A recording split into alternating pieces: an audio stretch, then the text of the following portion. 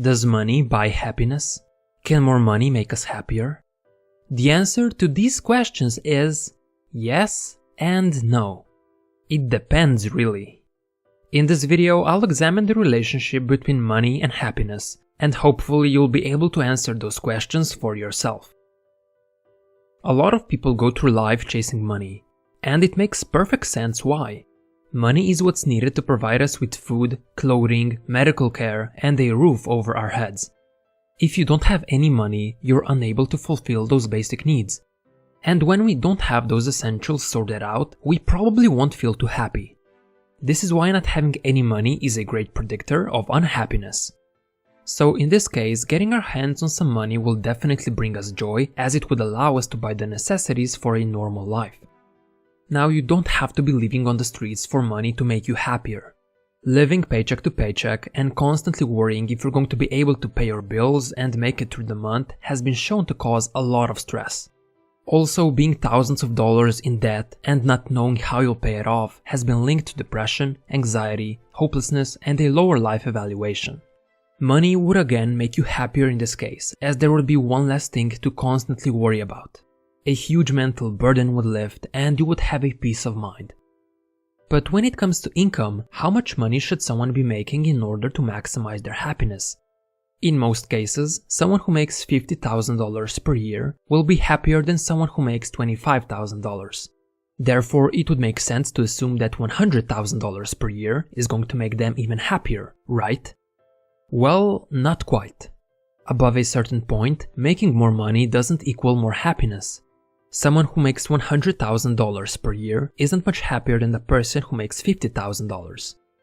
Back in 2010, a study published by Daniel Kahneman had shown that in North America, making more than $75,000 per year didn't improve day-to-day happiness.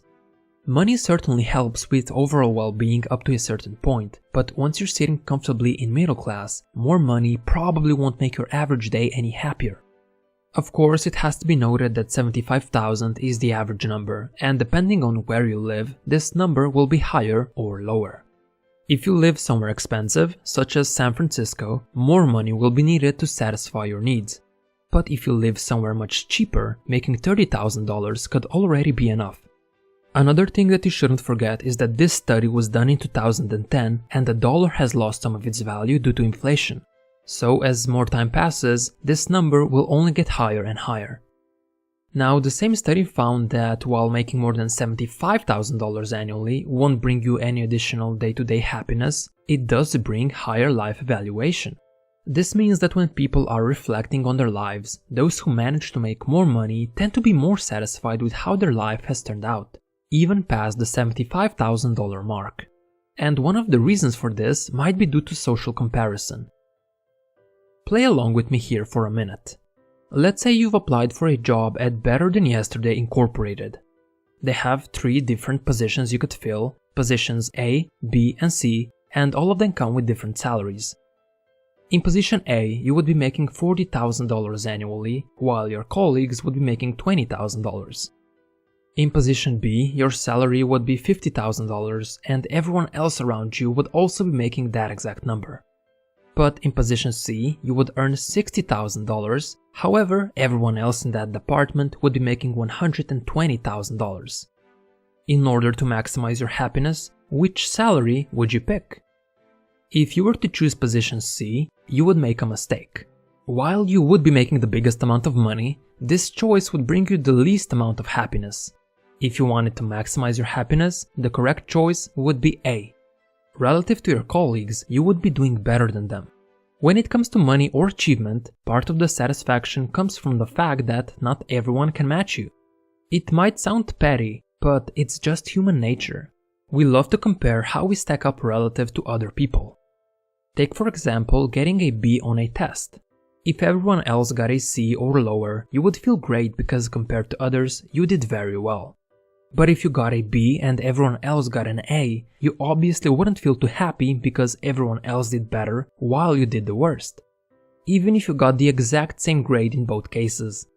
How happy we are with the amount of money we earn is relative to the amount of money people around us are making. Of course, this also means that if someone is making $1 million per year, but all their friends are making $5 million, they could be quite unhappy with their earnings. In their mind, they could feel like quote-unquote losers, because their peer group is doing better than them, even if they're actually in the top 1% of earners. However, nowadays with social media at our fingertips, we're not just comparing ourselves to our friends and colleagues anymore, we're comparing ourselves with the entire world. While other rich people could serve as an inspiration, they can also make us feel inferior. If that's the case for you, you might want to take a break from social media, as this type of comparison could be a major source of unhappiness. Just something to keep in mind. Now, when it comes to grades, the maximum you can attain is an A+, and there isn't anything higher. So if you attain that grade, you would feel pretty good. But when it comes to money, there is no upper limit. You could always be earning more. For this exact reason, we're always going to want more money no matter how much we're currently making. When different individuals are asked about what their perfect salary would be, the answer is pretty much the same. It's always more than the amount they are currently making. Those who make $30,000 per year would say that $50,000 would be their perfect income. Whereas those who earn more than $100,000 say they would need $250,000 to be satisfied. And even if those individuals were to attain their desired salaries and wealth, their desires would only increase. When it comes to money, we are never really going to be quite satisfied. But why do we feel like we always need just a little more? Well, it's because of a concept called hedonic adaptation. Let's say you're currently making $30,000 per year, but then you get hired at another job that pays you $50,000. How would you feel? Pretty good, right? Now the mistake would be to assume that you're going to feel that way forever. While your happiness would definitely spike up, it would only last a short time. Over the course of the next few months, you would get accustomed to this new income. Essentially, your new wealth would become your new normal, and you would need to get a raise or a better paying job to feel happier again. Until, of course, you get used to it again, just like before. Interestingly enough, a lot of people don't know that this type of adaptation will even take place. Perhaps it's because it happens so gradually that we don't usually notice it. For example, we experience the same type of unnoticed adaptation with temperature. Imagine you're out on a hot summer's day, but then you enter your air-conditioned house. The air feels very cold compared to the heat outside. However, as you spend more time in the house, you get so accustomed to the air conditioning that you don't even notice that it's there. What was fresh and cold before now feels like a normal temperature because you've adapted to it. And the exact same thing happens when you acquire money or other material possessions. When you buy a new fancy sports car, sure, you'll feel great about it for a few weeks, but that feeling of novelty will fade away. Your new car might be better than the last one, but you won't feel as excited about driving it like you were on the first day. The same happens when you buy a bigger house.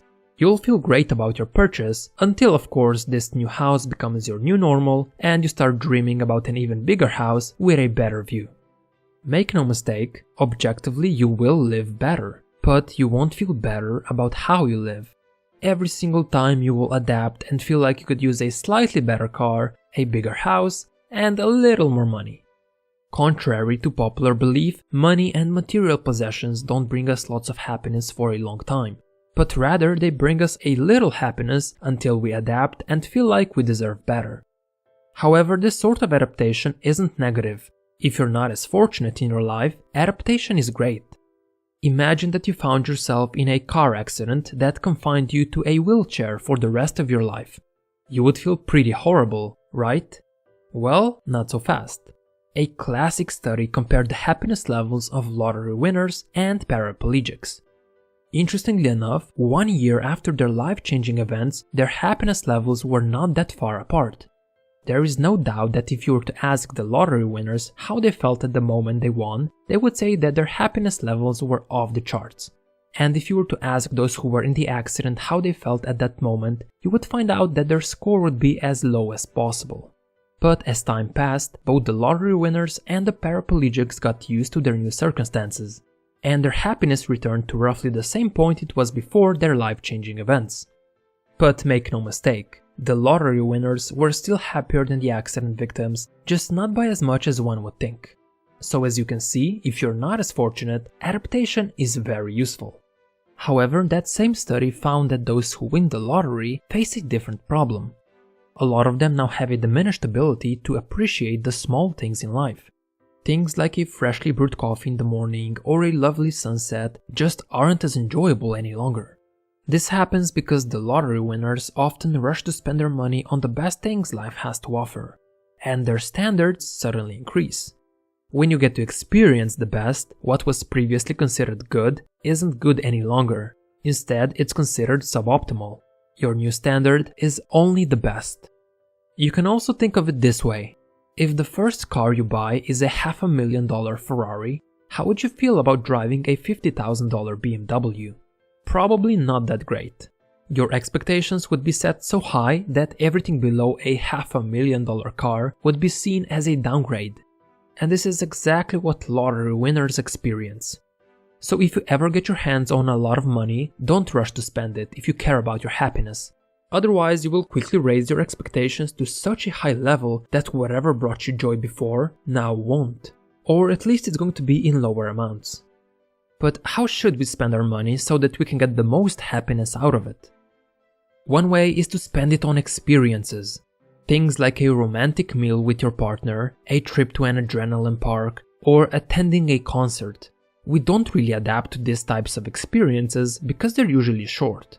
You can't get accustomed to a one-time concert after all. But keep in mind that if you start dining out every day, then it's not considered an experience any longer. It's a change in lifestyle which you will adapt to and treat as a regular day. To avoid this trap, make sure to keep your luxurious experiences rare. What's the point of a good meal if it doesn't make you feel good? Another thing we could spend our money on is other people. This might sound counterintuitive because when you think about spending money, you think about spending it on yourself. But studies have shown that when people spend money on others instead of themselves, they feel happier. And it doesn't matter how the money is spent. It can be a small gift or even a charitable donation. Neither does it matter how much of it was spent. It's the act of giving that has measure. Improving someone's day improves your day. Another good way to spend your money is to buy yourself more free time. If you're like the vast majority of people, you probably have a day job.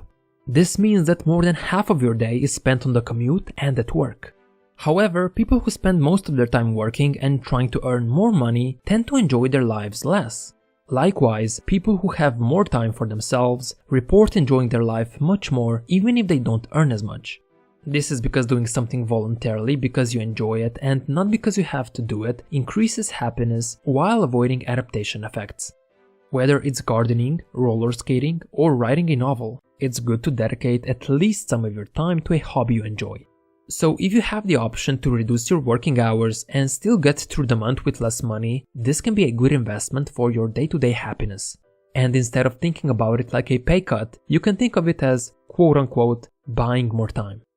However, this doesn't necessarily apply to everyone, as some people derive meaning and purpose from their job. And a lot of them don't even know which hobbies would make them happier. Which brings me to my next point. Instead of spending your money on things or experiences that would make you happy, you can use it to minimize whatever makes you unhappy.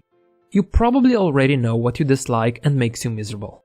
But I'll list 2 things I believe are worth striving to minimize. One of them is noise. Living in a noisy environment is something we don't ever truly adapt to, especially if the noise varies and comes in waves. If you're living next to a busy street, moving somewhere quiet would probably increase your happiness. Or you could buy noise-canceling headphones. Either way, it's worth trying to remove sources of noise from your life. The other thing is commuting. Most commutes are filled with heavy traffic and people tend to end up with higher levels of stress. If possible, buy a home closer to your daily destination, or look for a way to change your work hours in a way that will allow you to avoid the rush hour traffic. Anyhow, try to find a way to avoid this major source of misery. Of course, what we find frustrating differs from person to person. Therefore, you will need to think about your own source of unhappiness and see if you can use your money to reduce your exposure to it. So, to sum it up, does money buy happiness? Will more money make you happier? I don't know, you tell me. As you've seen, it's not a simple yes or no answer. It really depends on the individual, the situation they're in, and how they're spending their money. In some cases, money does make us happier, while in other cases, it doesn't. Hopefully, you now have a better understanding of the relationship between money and happiness. I believe it's worth examining your own situation with all this information in mind and then decide for yourself if chasing more money is worth your time, or if perhaps you would get more happiness from somewhere else. As always, thanks for watching. I hope you learned something new today and you became better than yesterday.